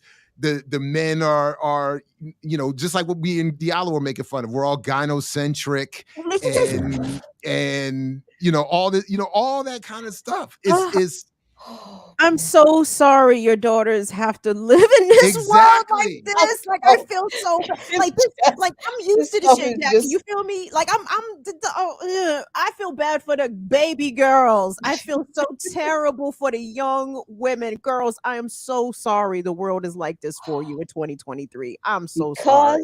Because we didn't shut Steve Harvey up. Girl, This is what happened. Apparently I've been unfair to Fresh and Fit or to Kevin. I'm sorry. They all seem the same to me. I admit I don't pay that much, and I'm only looking at these folks in clips making fun of them, like the Tim Pools, and like they all seem to me. They all seem the same. They all seem to say the same basic dumbness, whether they add a little bit of a focus on a political situation or a cultural situation. But anyway, I don't. So if I got something wrong there, I'm sure I have, and I apologize. A-Rob says they're plants. One of the Fresh and Fit podcast, Manosphere Bros, is ex-FBI or CIA. I can't remember which. Misogynoir is lucrative. Oh shit! Misogynoir That is ever. right When on. is it not? So, Like to dunk on black women, to tell black women what they ain't doing, and the sisters need to be comporting. Jesus, if I hear another person telling and me then how one of them, the other part of the Fresh and Fit is to explain why black women aren't worthy and why they end up chasing these white girls. Like that was another part of the whole thing. Yeah, I'm trying to tell you, it's a mess. Yes. Okay, Yes. so to It's be bad. fair, I came of age like in my 20s or 30s or whatever during the talk show explosion of successful black women going on talk shows talking about how black men were not on their level and we couldn't find black men who were worthy of us because more of us had degrees and we made more money and we didn't want to date the construction worker and the bus driver because they weren't on our level. So there is, I feel like this might be an extremely unpopular thing, and don't let me forget because I want to talk about Haiti before we leave today. But I do think that this whole black manosphere misogyny industrial complex on social media is a response to that generation of black women, successful black women who were doing black women talk show circuits in the early 90s, starting with Oprah and Sally Jesse Raphael and what was that child's name, Ricky Lake, and all of these daytime talk shows. You saw all of these black women going on, these talk shows, and because there was all these news articles, why are so many successful black women single? And there are all these statistics about more black women in college than black men, more black women with degrees, black women make more money, blah blah blah.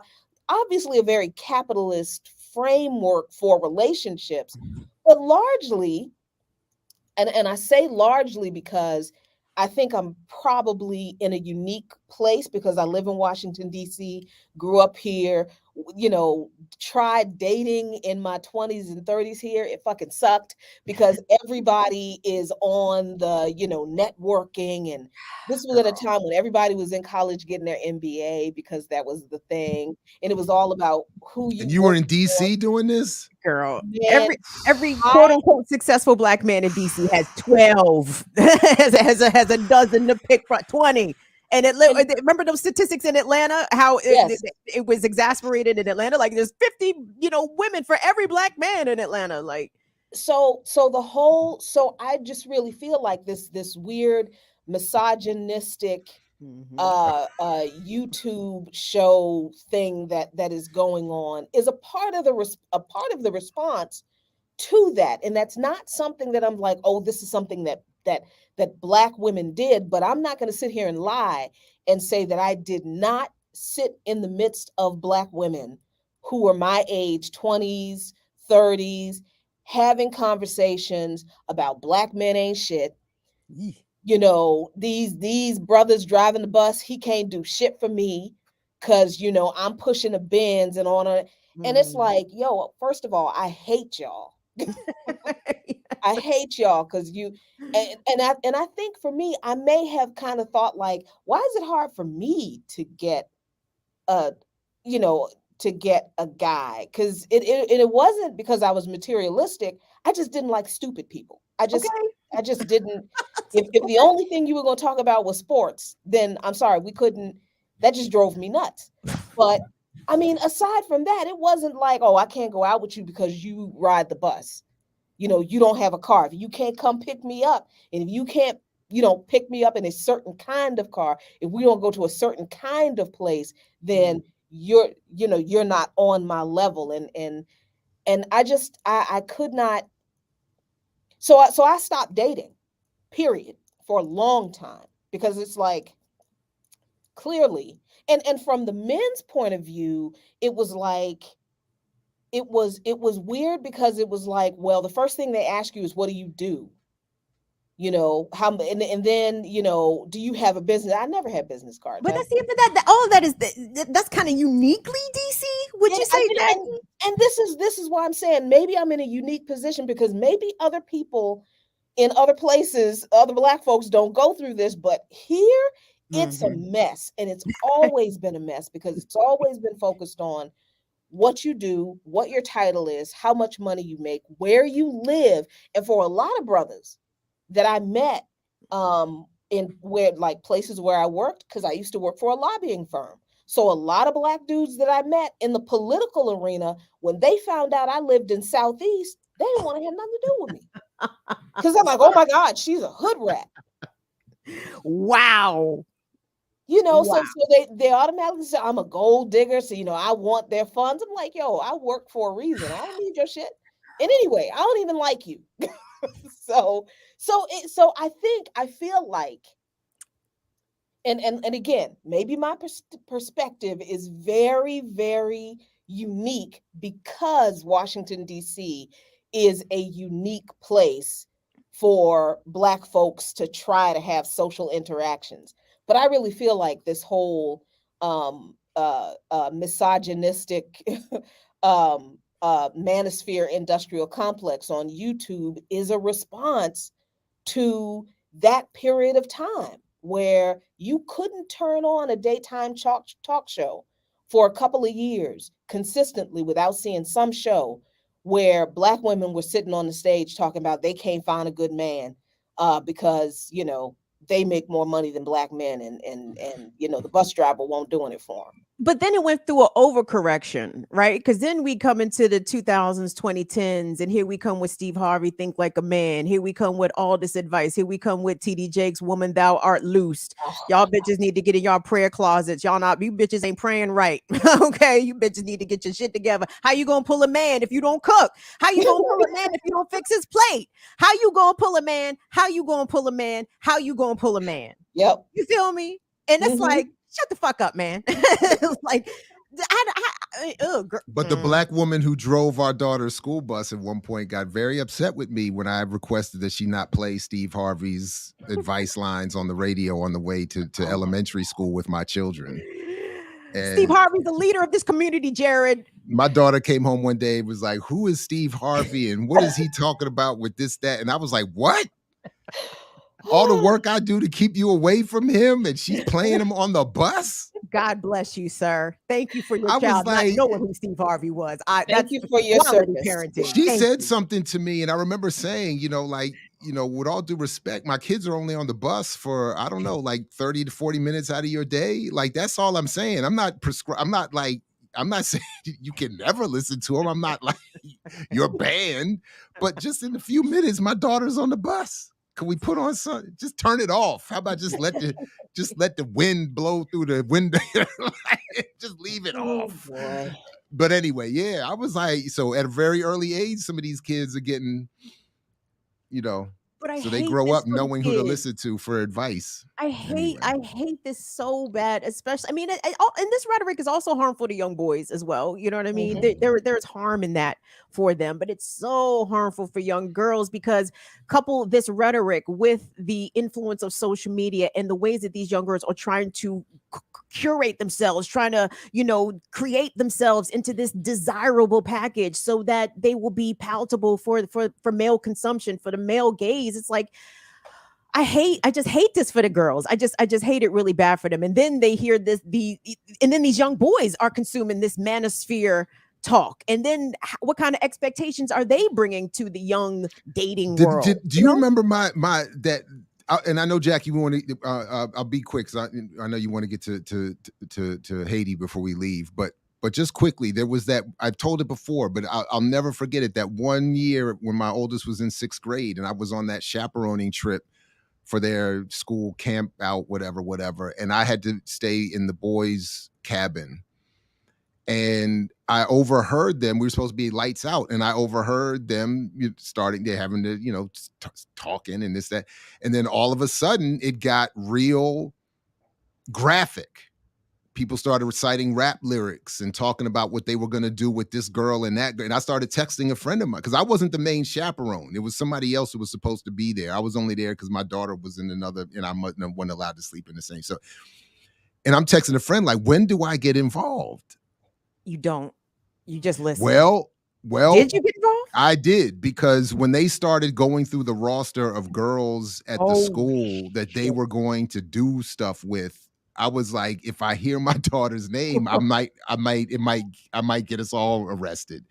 So I just, as best I could, I sat up and quietly and calmly just said, fellas, I need to interrupt. And I just did this whole thing of I get it. I'm not mad at you. I know exactly how you feel. And I said to them, the girls you're talking about are not here to be your playthings. They are human beings. They're not just here to be the whatever I was saying, like the participant in your fantasy. And then I said, and I did tell them, like, be real, like, you don't even know what you're talking about yet. So, like, I'm not mad, but let's first of all, let's go to sleep. It's late. I'm tired, but also, like, remember that these girls that you're talking about are people. And, and I will tell you this, like, everybody was uncomfortable a little bit. They were like, oh. And then everything calmed down, a little bit of chit chat. And then everybody went to sleep. The next morning, 3 or 4 of those boys came past where I was getting ready. And they, and were very, and I thought at first I was like, oh, how is this going to go? And one of them in particular was like, Mr. Ball, thank you. He was like, and they said, look, I honestly don't even know what to do with all of these, like, hormones and and he was very open about it. He was like, I don't even, because I said to him, like, I get it. I remember being your age. Like, I get it. And I get you now see these girls differently. You're starting to see. I was like, I get it. But he was like, man, what do we do? I was like, I don't even know, And I just told him, because it was only a few minutes, but I just said, I said, I get it. I understand. Just always try to remember you're a good person. You're a human being. You're going through what you're going through. So are these girls. They're going through something. Try to just remember that, as you're all trying to work this out, to be nice to, I was just, something like that. Like, don't, I wasn't trying to be like, but initially it was like, if I hear one of you say my daughter's name in this context, there's gonna be some consequences and repercussions. So I just, but I really did, and it worked. And in that moment, those boys were like, man, thank you. Like, I didn't even know, like, and that was it. So I get it. To your point, Kim, they are negatively impacted and don't know what the hell they're doing. And they hear all these songs and adults telling them to do this and be like that and pimp this and that. But it's Anyway, also what adults are not telling them. You know what I'm saying? That's also the problem. Like, we just can't have these kids going through puberty, experiencing what they're experiencing, feeling what they're feeling, and just be like, oh, well, good luck. You know what I'm saying? No, like, true. Conversations need to be had about respect. Conversations need to be had about autonomy. Conversations need to be had about consent. Conversations need to be had about sex, contraception, like all of it. Like, we shouldn't sugarcoat any of this, but it's important to be so upfront, especially well with all the kids, but they need to be learning these lessons of respect and consent now. Yeah. So when they get to be grown men, they are not terrorists out here. You know what I mean? Well, that would be true in a world or in a society that is not where everything, including relationships, is not driven by capitalist exploitation. Because that I feel like that is what this really is. It is the commodification of people. It is the very capitalist and patriarchal idea that the only reason we get into relationships is for the material benefit of ourselves. Like the only benefit that being involved in any way with this person has is what they do for us, and and how they improve our material conditions. There's no looking at people as human beings. It's looking at people as commodities, and that starts at an early age. It's like, what can you do for me? And if you can't do anything for me, then I have no use for you, other than to be. And the thing that kind of got me to think about this, Jared, was when you said that these girls are not here to be your plaything. That's exactly how men and women, girls and boys, are marketed to each other.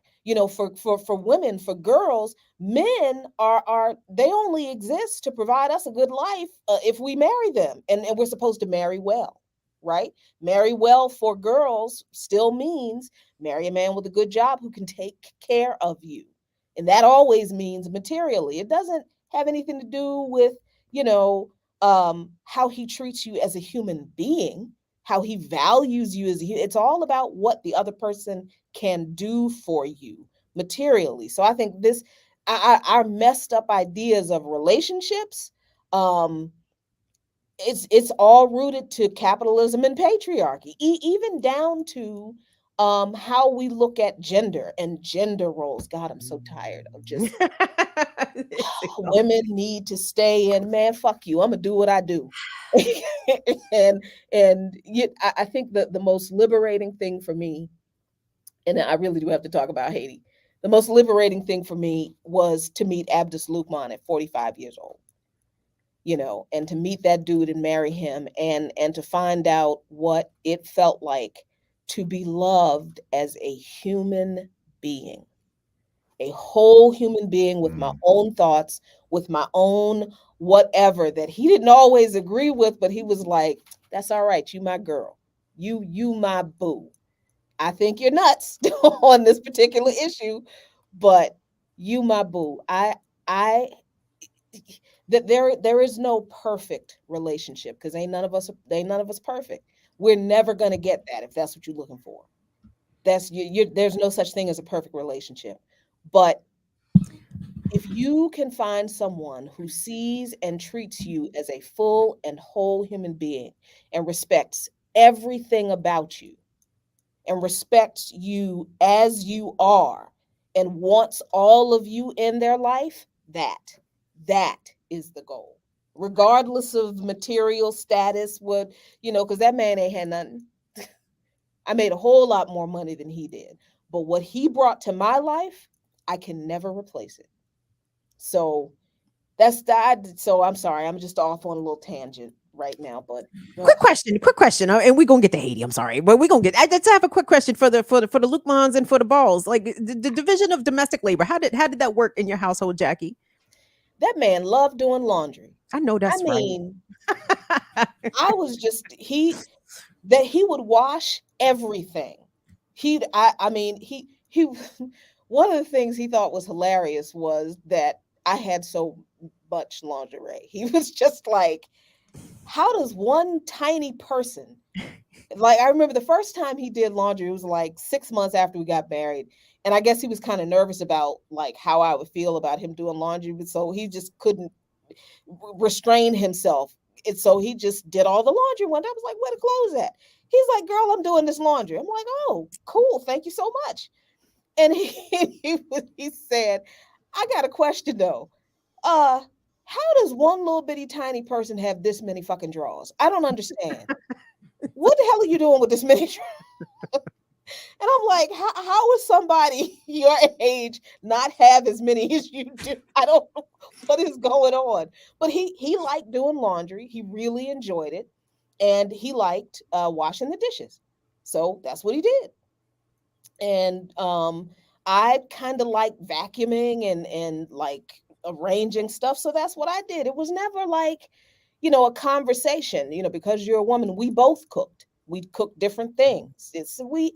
We just didn't, that just wasn't a conversation because that wasn't why we got married. I mean, push come to shove, if neither one of us wanted to do those things, we would have tried to hire somebody else to do it. We just wanted to be together. That wasn't even a conversation we had. It was like, okay, that gets done. And if he wasn't handy or he was not handy, he couldn't fix nothing. I would fix stuff. He didn't care. It got fixed. He took the car to the car wash every 2 weeks, like clockwork, obsessive. Every 2 weeks, car wash, gets vacuumed. That car is shameful right now. It was just something we didn't think about. We didn't talk about it. It was just, we're grown. These things need to be done. Do you want to do it? No? Okay, I'll do it. Yeah, that's it. That's basically the same thing. And we teach that with our daughters too. This is not about gender. This is about, you live here and there are things that need to be done and you do them when they need to be done. It's so as I get older and as I want to do as little as possible. So it's not about my gender per se. It's just about my general disposition to work. But no, I mean, my wife has certain things that she likes to make sure that she does. And then, I pick, do. It's usually based on what is needed and who's available and what physical condition I or someone else is in relative to a specific task. So that's basically it. And, getting where you fit in, everything got to get done. We don't have dishes and dirty clothes in a dirty house. So if you see it, do it. If you see, what do they say at the airport? If you see something, say something. That's my thing. You see some dirt, clean it. If if you got, you see a dish, wash it. And then, so that's really it. That's really it. Yeah. Let me say this real quick. I'm sorry. I was in a live-in relationship for a duration of years, and the division of domestic duties was a point of contention. We would split the bills, but only one person would clean. And I was confused. I said, "Don't you live here?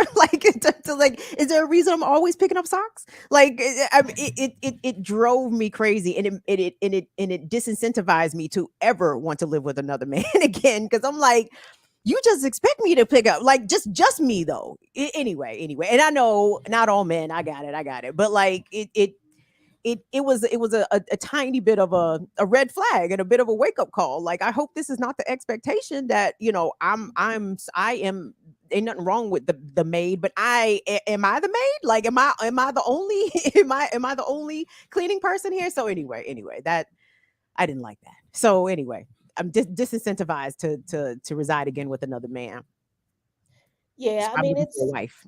no, I mean, it's difficult because we've been indoctrinated by, this capitalist system, this patriarchal system, to believe that certain people who are of a particular gender are supposed to do certain things. Like the man is supposed to know how to fix things, right? He's supposed to know how to fix the car and change a tire and, change the oil. And these are the things that the man is supposed to know how to do. And the woman is supposed to keep the house and that kind of thing. But why? Right? Like, why, who made those rules up and why are they important in a relationship between human beings that are complex and have different interests and are supposed to be mature? But that's another issue. So yeah, it is not something that I'm looking forward to having to deal with again. Dating. I don't Ain't no other Abdus out here, girl. You know what I'm saying? Like, you look had a here. king. You had a whole king. Look here. Whole king. And that dude was just like, please don't call me king. So, And that's where I got that thing from. Don't call me queen, because I was like, oh, you my king. He was like, girl, don't call me king. I was the security guard in the kingdom. I was I was the he said he was the truck driver of the ancestors. He's like, I was the working class dude of the ancestors, and I'm proud of that. So don't call me king. That's what's up. And I was like, you know what? You my Budo, and he's the bar. Abdul-Shahid Luqman is the bar, and I'm sorry, y'all. Y'all can't measure up.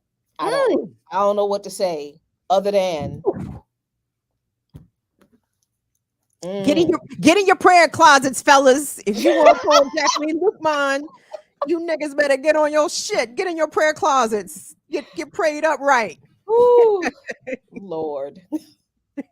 So we'll talk about Haiti tomorrow, I promise. Oh, okay. Okay. Shoot, 10 o'clock.